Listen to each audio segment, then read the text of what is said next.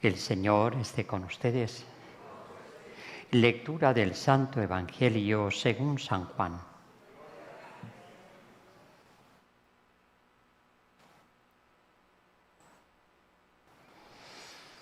Al anochecer de aquel día, el primero de la semana, estaban los discípulos en una casa con las puertas cerradas por miedo a los judíos. Y en esto entró Jesús, se puso en medio y les dijo: «Paz a vosotros». Y diciendo esto les enseñó las manos y el costado. Y los discípulos se llenaron de alegría al ver al Señor. Jesús repitió: «Paz a vosotros. Como el Padre me ha enviado, así también os envío yo». Y dicho esto, sopló sobre ellos y les dijo: «Recibid el Espíritu Santo. A quienes les perdonéis los pecados, les quedan perdonados. A quienes se los retengáis, les quedan retenidos». Palabra del Señor.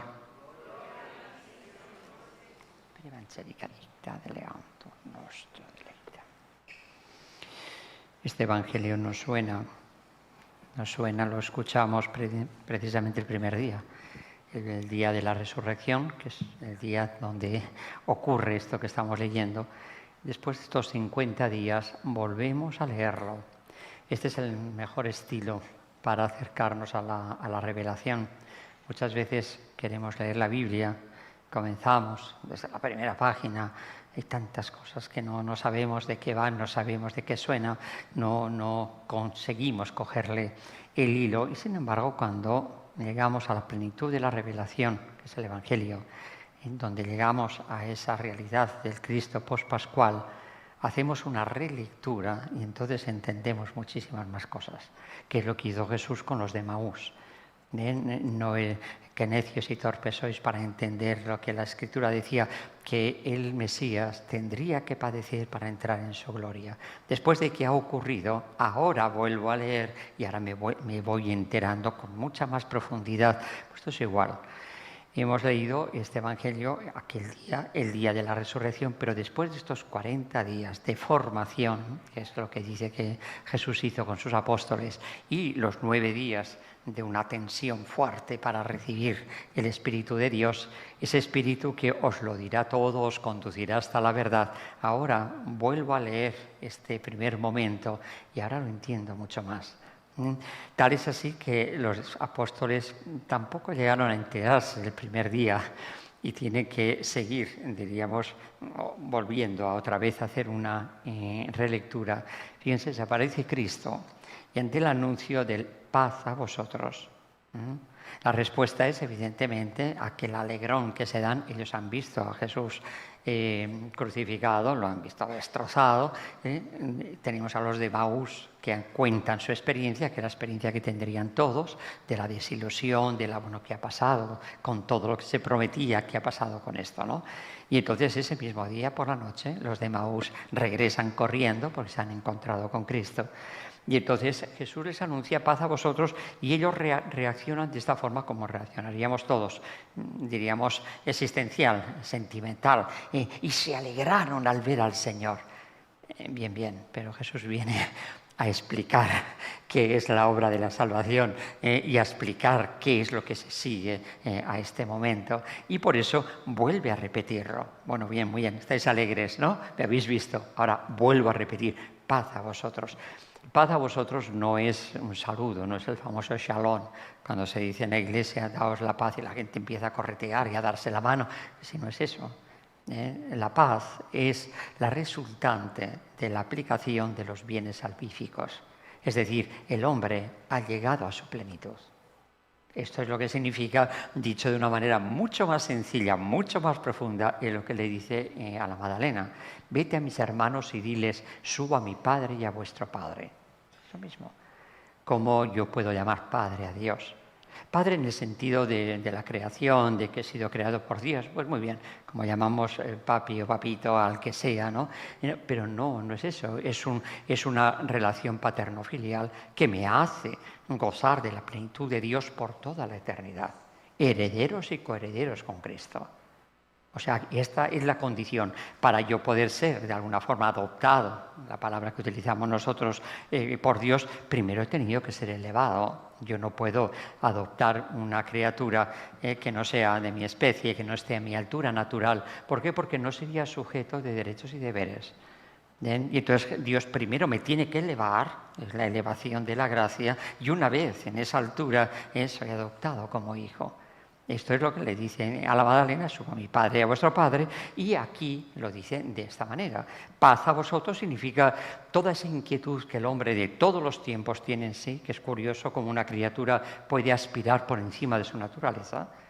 Bien, el ejemplo que les pongo siempre, un pajarito no se va a traumar porque no puede nadar. ¿Por qué? Porque en su naturaleza no está eso, no le dice absolutamente nada. Ahora, ¿cómo yo puedo aspirar a una felicidad eterna, a una vida eterna? Pero si eso no está en mi naturaleza, yo soy un ser temporal. ¿Qué ocurre en mí? Bueno, pues ocurre que hay un plan que está por encima de mí, que es precisamente esta filiación divina. Al decirme Jesús paz, es que el hombre ha llegado ya a esa plenitud, ya se ha realizado. ¿Ven? Y por eso inmediatamente les enseña las manos y los pies. ¿Por qué? Porque el hombre ya en su opción, Adán, si pecas morirás sin remedio, el hombre ya ha optado. Y al separarse de Dios ya ha perdido su oportunidad. Entonces, en increíble amor de Dios, que no podemos entender cómo puede ser, tanto amó Dios al mundo que entregó a su propio Hijo. Me da la posibilidad, mediante la encarnación, de recoger en mi condición de pecador y como consecuencia de muerte y ofrecerme la vida. Este movimiento lo hace Cristo a través de la cruz. Esto me justifica. Ahora, esa justificación no es la elevación y el abrazo con Dios, es la justificación. Es decir, es quitar el impedimento para que el Espíritu Santo pueda entrar. Por eso la condición para que el Espíritu Santo se me dé es quitar el pecado. ¿Bien? Y esa es la parte que nos va a tocar a nosotros. El pecado no es ningún virus que anda por ahí que se me pega sin que yo quiera. El pecado es una opción libre de cada uno. Y si no hay esa opción, no hay pecado, porque esa es una de las condiciones para que sea pecado, ¿no? Moralmente, un juicio moral sobre un acto humano tiene que haber libertad, conocimiento y voluntad. Por lo tanto, tiene que ser algo que yo lo quiero hacer y yo asumo la responsabilidad. ¿Qué ocurre? Que eso hay que quitar para que el Espíritu Santo, que es un don gratuito, es Dios que se me da por su infinito amor, pueda depositarse sobre mí. Pero la condición por mi ser libre es que yo quite. Fíjense que tenemos la costumbre, esto está muy enraizado, de pensar que Dios es más amor y más amoroso, ¿verdad? Si lo perdona todo y coge al hombre por los pelos y sea quien sea, lo sube, eso no es un Dios amoroso, es un Dios mentiroso. Porque Dios me dice que me ha hecho un ser libre. Entonces, si yo soy libre y yo digo que no, es que no. ¿Ven? Y entonces pensar que, bueno, aunque yo me empeñe en que no, Dios es tan bueno que me coge por los pelos y me sube, que es lo que generalmente estamos viviendo. A mí me da mucha pena a veces pues estas cosas que oyes y que ves. ¿Ven? Estas gentes que se quedan a mitad camino, pues cantantes, influencers, no sé qué, una sobredosis, una cuerda con la que se ha ahorcado, un no sé qué. Ay, pero mira, era tan bueno, ahora canta, ¿verdad?, allí en el cielo. ¿Qué? ¿Bien? O sea, eso es hacer de Dios un mentiroso y eso es acercarse al pecado contra el Espíritu Santo. Porque precisamente Cristo explica lo que es el pecado contra el Espíritu Santo en el momento que los judíos dicen: tú tienes a Belcebú en tu interior, por eso puedes echar demonios. ¿Bien? Llamar, por lo tanto, a Cristo mentira, a Cristo demonio, a Cristo diablo, ¿ven? Esa es la preparación del pecado contra el Espíritu Santo. Eso es lo que yo hago con Dios cuando digo que como es tan misericordioso, oye, pero te ha hecho libre. Entonces, siendo un ser libre, va a respetar y tu libertad, si no, no sería, ¿verdad? ¿Ven? Bien, por esto es importante. Él ha raído, o sea, me ha dado la oportunidad mediante mi justificación y ahora viene el don del Espíritu Santo, pero eso va a depender de mí. ¿Ven? Y sigue, paz a vosotros, y viene la segunda parte, que es la misión de la Iglesia. Como el Padre me ha enviado, así también os envío yo. ¿Para qué me ha enviado el Padre? Primero, para quitar el pecado, y segundo, para ser vehículo del Espíritu Santo, que es el que va a unir al hombre con Dios. Por lo tanto, la Iglesia va a tener estos dos cometidos.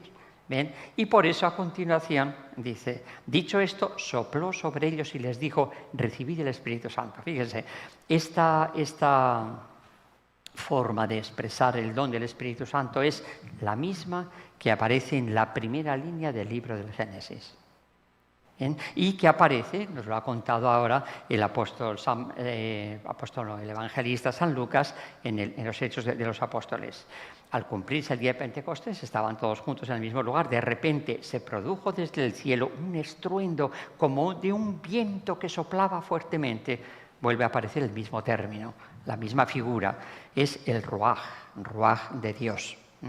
El ruaj es una fuerza incontenible que no se sabe de dónde viene y a dónde va.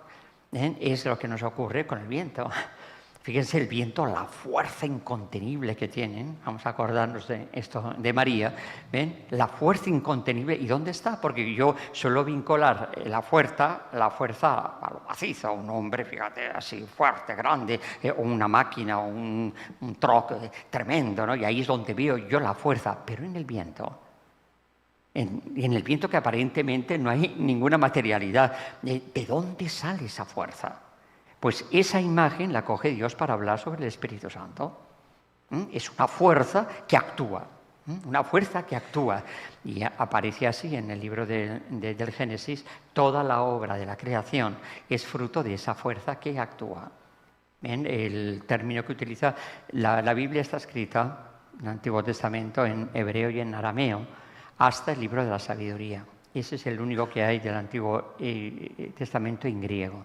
Y luego ya todo el Nuevo Testamento está en griego. Los 70, son unos sabios judíos, hacen una traducción de los libros que entonces tenían y lo pasan al griego. Eso es sobre lo que nosotros nos apoyamos luego para conocer toda la Biblia. Bien, pues en ese principio que estaba en arameo se habla del famoso tohu vabohu. Tohu vabohu es como una energía sin forma, una energía como potencial. Es para representar lo que luego el profeta Daniel va a decir, que de Dios sale como un mar de fuego, para expresar la fuerza que tiene, que sale todo de Dios, del ser. Yo soy el que soy, todo lo demás es un ser contingente, es el que es. ¿Ven? Pues esa condición de una energía, ¿ven? Dice que el espíritu, el ruaj de Dios, soplaba, incubaba. ¿Ven? Y entonces, mediante la acción del ruaj, comienza el primer día, el segundo día, el tercer día. O sea que el ruaj, el espíritu, lo que hace es poner orden en ese desorden del tohu vabohu. Y ese orden lo pone bajo la condición de lo que es el Espíritu de Dios, del amor, del servicio, del mayor servicio. Y así aparece la maravilla de la creación. Esto, los griegos muy inteligentes lo llaman el cosmos. El cosmos significa la belleza que se sigue del orden. Y de ahí nuestra gran ciencia, ¿verdad? La cosmetología, que es cuando una carita tiene un ojito más arriba que el otro, pues vengo, le tiro una raya por aquí, una sombra por aquí, y a base de poner orden, arranco belleza. Esa es la cosmetología. Y eso es lo que el griego, cuando ve el mundo, en esa perfección, ese orden increíble, exclama el cosmos. ¿Ven? Bueno, pues eso se debe a la acción del Espíritu Santo, que es, diríamos, como ya digo, la directriz de lo que es el amor. ¿Qué más a mi servicio y qué más válido que esta mano mía? Y esta mano es una energía que liberada sería una bomba atómica. Y esa energía puesta bajo el servicio del amor, es decir, darme la condición de una mano, se convierte en algo tan útil y tan a mi servicio como lo que estoy viendo. Esa es la forma de actuar el Espíritu Santo. Por eso el Espíritu Santo, cuando actúa en el alma, lo primero que hace es quitar el desorden. El desorden es el pecado. Es el egoísmo, es el egocentrismo, y pone orden, me pone a mí en función del servicio del amor. Esa es la acción propia del Espíritu Santo, lo que hace en la Trinidad y lo que hace también en nosotros. A esto es a lo que se refiere. Por eso Jesús aquí vuelve a repetir lo mismo. ¿Ven? Jesús está haciendo de creador. Está dándonos el Espíritu Santo con lo que nos va a exigir, esa es la creación en Dios, me exige según la naturaleza de lo que ha hecho. Y ahora Jesús, al soplar sobre mí el Espíritu Santo, el Espíritu de Dios, me va a decir, amaos como yo os he amado. Eso de ir al confesionario, yo ni robo ni mato. ¿Qué? ¿Y eso qué me cuenta con eso? Se supone que ni roba ni mata. ¿Ven? Pero ama como ama a Dios. Es capaz de dar la vida por el otro. Eso es lo que te tienes que confesar. Porque el Espíritu Santo se te ha dado. Ahí está el cambio. Esa es la transformación. Esa es la recreación. Por eso desde este momento, esa es paz a vosotros. Comienza una realidad totalmente distinta. Esa es la resurrección. San Pablo lo ve como un evento cósmico. Todo vuelve otra vez a transformarse y se pone según el plan de Dios. Dicho esto, sopló sobre ellos el Espíritu Santo. Y fíjense, si da el Espíritu Santo como esa fuerza regeneradora para poder darla al hombre en orden a poder ser elevado y unido a Dios, le tiene que dar los medios para poder conseguirlo. ¿Cuáles son los medios? A quienes les perdonéis los pecados les quedan perdonados. Porque el único problema para que el Espíritu Santo sea en mí es el pecado. Por lo tanto, a la Iglesia se le da poder de perdonar los pecados, precisamente por eso. Porque si no, ¿de qué sirve que me diga, mira, tú eres vehículo esto del Espíritu Santo, si luego me voy a encontrar con el problema del pecado en el hombre? Un hombre rescatado, pero que vuelve a pecar. Y por eso se le da el poder para perdonar. ¿Ven? Y fíjense, y aquí esto es sutil, pero es bien importante, y a quien se lo retengáis les quedan retenidos. ¿Y por qué? Pues como nos decían hace poquito, no, mira, a todo el que venga al confesionario no preguntes tanto, hay que perdonar a todo el mundo porque Dios, cuidado, que es Dios el que me dice esto. ¿Y por qué me dice que puedo retener? Pues porque tengo que disponer al alma para que reciba el Espíritu Santo. Un arrepentimiento fatuo, mentiroso, no me dispone para recibir el Espíritu Santo. Y la Iglesia entonces tiene que decir, oye, no estás preparado. Pero no me lo dice para fastidiar, sino que me lo dice precisamente para que me prepare bien. Para que vean, ahí tienen los dos grandes ejemplos, uno más cercano que el otro. El cura de Ars, él es el patrono de todos los párrocos, un patrono y modelo de confesor. Y el Padre Pío. ¿Y cuántos casos se dan en el cura de Ars, en el Padre Pío, de retención, de absolución? Una de los hombres que más ayudó al Padre Pío fue precisamente uno así medio chulito, ¿verdad? Estos que les gusta el negociar, ¿verdad? Y se fue allí a hacer el negocio espiritual también. Y como todo el mundo iba allí, pues él también se fue allí a confesarse. Pero Padre Pío leía las conciencias. Y el otro llegó allí y habría dicho 4 cosillas, pues esas que ni robo ni mato. Y le dijo Padre Pío, mira, o te arrepientes o te vas de aquí ahora mismo. Y lo botó del confesionario. Sin él decir nada, porque le dio la conciencia y dice, no, así, tú no vas a jugar con Dios. Y lo votó, pero lo votó de tan mala manera, echándolo fuera y dijo, ¿a quién vas a engañar tú? Fuera de aquí, que quedó tan impresionado en el chulillo aquel, que se pasó toda la noche vagando por ahí. A la mañana vuelve hecho un asco, se presenta al Padre Pío y dice, yo soy, y dice, yo sé quién tú eres. Y entonces arrepentidísimo y esa persona se convirtió en una de las manos derechas del Padre Pío. Pero después de haber hecho esto, porque somos así. Bien, ese Espíritu Santo, como digo, que va a cambiar nuestra vida. ¿En qué consiste ese cambio? Fíjense, no es que el Espíritu Santo nos dé algo nuevo, sino que lo que hace es que yo, lo que tengo, que tienes que no haya recibido, lo que yo soy, los carismas, los dones, lo que Dios ha puesto en mí, lo ponga en función de lo que es Dios, en función del amor, y no en función del amor propio, que es la corrupción del amor. Yo con mis talentos lo que hago es, pues trabajar el mundo para mí. El Espíritu Santo lo que hace es que yo lo trabaje a la manera de Dios, amaos como yo os he amado, para el otro. Entonces todo yo me convierto en servicio para el otro. Eso es la Trinidad y ese es este hombre regenerado por el Espíritu Santo. Y ahí es donde surge la comunidad. Hay diversidad de actuaciones, pero un mismo Dios, etc. Pero a cada cual se le otorga la manifestación del Espíritu para el bien común. O sea que, por eso en esto hay que ser fino, hay que hacer un buen discernimiento, como dice Santa Teresa, con toda humildad presentarse ante Dios a reconocer qué es lo que Dios ha puesto en mí, porque se me va a pedir según lo que se me ha dado. ¿Ven? Entonces hay mucha gente, ¿verdad? Muy humilde, que dice, no, mira, yo no valgo para nada, le dices, oye, ¿no me puede ayudar en esto? Ay, yo no valgo para nada, yo no valgo. Pero no se te ocurra decirle, oye, mira, tú quítate porque como no vales para nada. ¿Cómo que no valgo para nada? Yo lo digo de mí, pero que no me lo digan, porque entonces brinco como un erizo. ¿Por qué? Porque sí me considero que valgo. Pues ciertamente valgo. La humildad está en reconocer que tengo que no haya recibido, que es lo que hace la Virgen María. He aquí la esclava del Señor, hágase en mí según tu palabra. Esa es la humildad. Y eso es lo que el Espíritu Santo hace, que todo yo me ponga en función del mayor amor-servicio. Pero esto en cosas serias y cosas pequeñas. En cosas serias, muchas veces la opción de una vida, yo tengo este plan, sí, pero según ese plan es como yo voy a ser dado como soy, el mayor amor-servicio para los demás. Ahí es en donde está la vocación. Y entonces cada uno es como es. Y cada uno siendo como es, reconociendo lo que Dios ha puesto en él, se pone en este movimiento de servicio hacia los demás. Eso es lo propio del Espíritu Santo. Eso es lo que forma la Iglesia.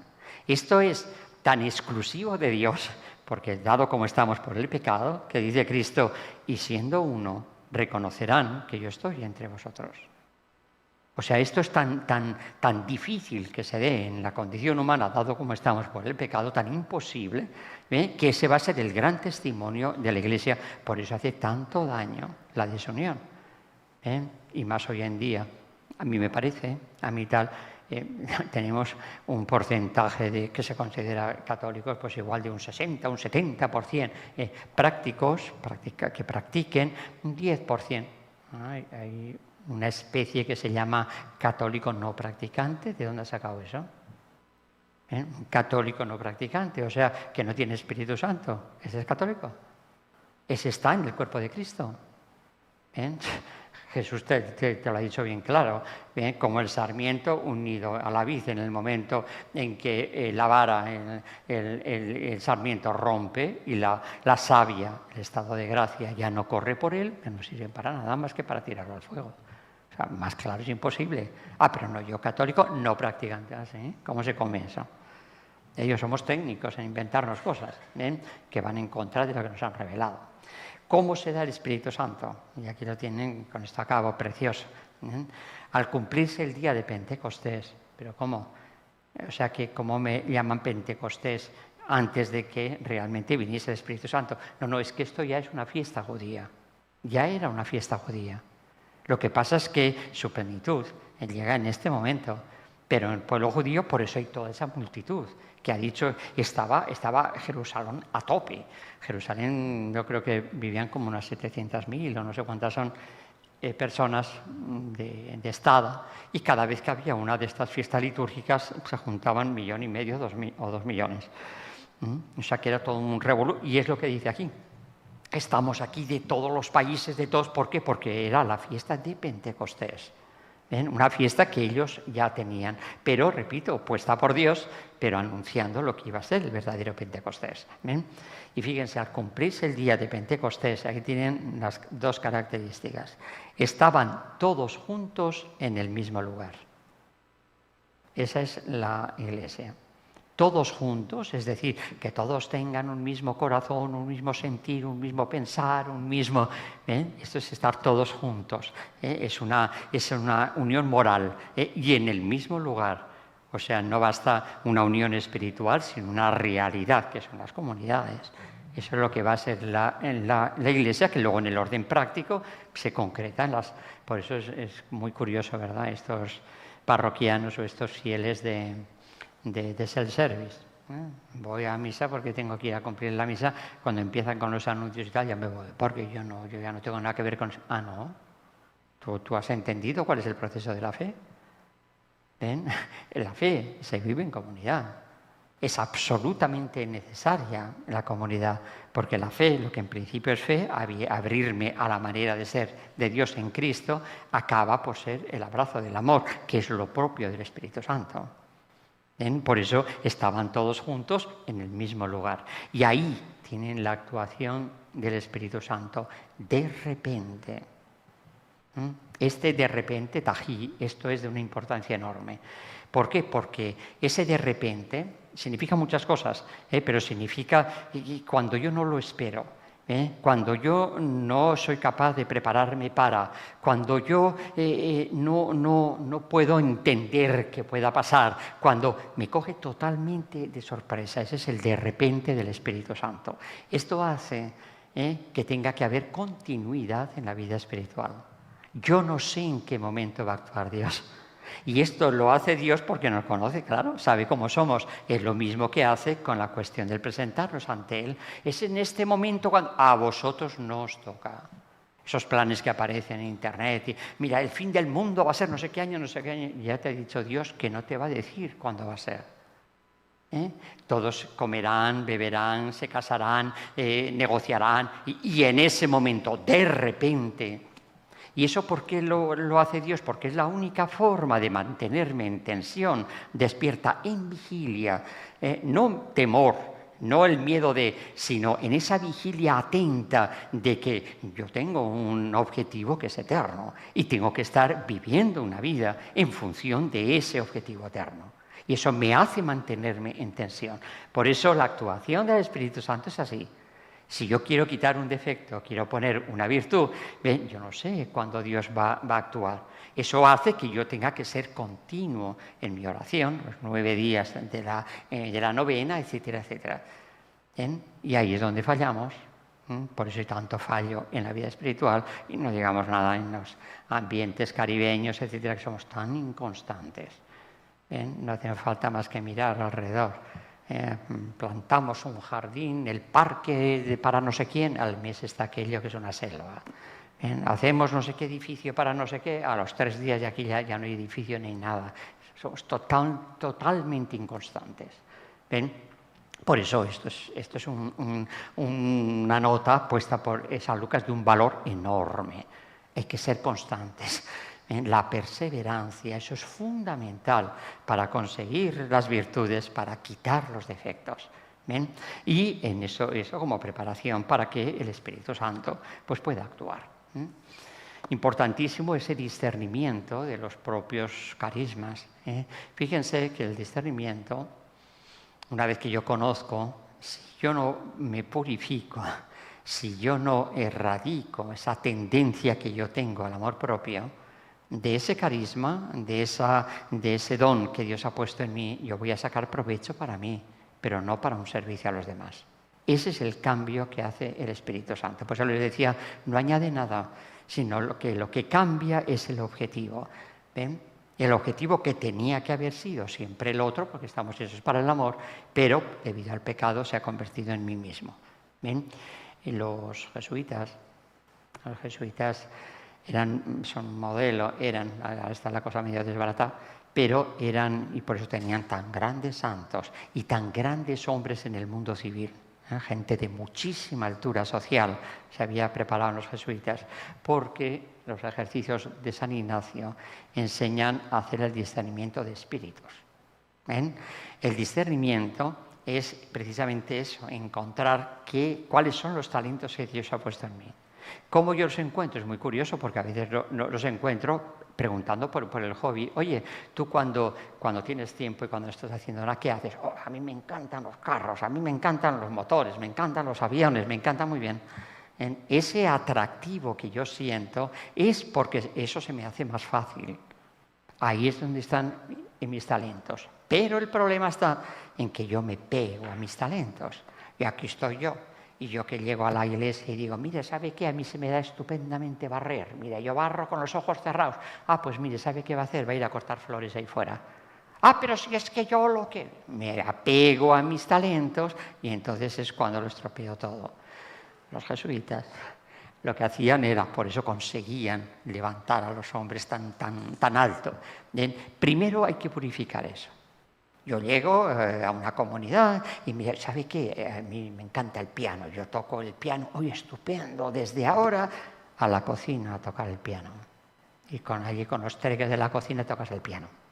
Bien, primero me desprendo de ese atractivo que todos tenemos hacia lo que somos, y una vez que me he desprendido, he aquí la esclava del Señor, entonces me vuelven a poner en lo que es mi atractivo, y ahí levanto el 100%, sirviéndome de eso para un servicio y no para mi propio provecho.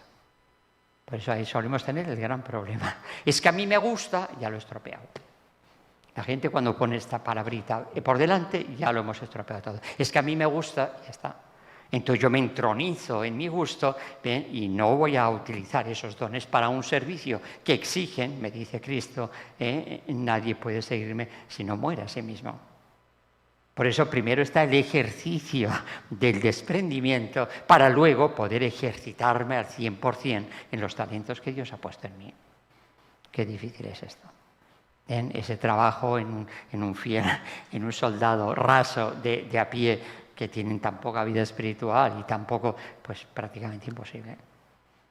Por eso luego falta esa unión, dice uno, pero está el Espíritu Santo, no está. ¿Y qué peleas? ¿Y por qué siempre? ¿Y por qué te han puesto siempre a este? ¿Y por qué no me ponen a mí? ¿Y por qué no? Dice, pero vamos a ver, pues si esta gente es la que va a comulgar todos los días y mira luego, claro, porque no hay este proceso de purificación. Hay que trabajar. Como le dijo Jesús a Ananías respecto de San Pablo, se va a enterar de lo que cuesta el Evangelio. Los duros trabajos del Evangelio. La aportación que Dios quiere que pongamos y lo otro le toca a Él.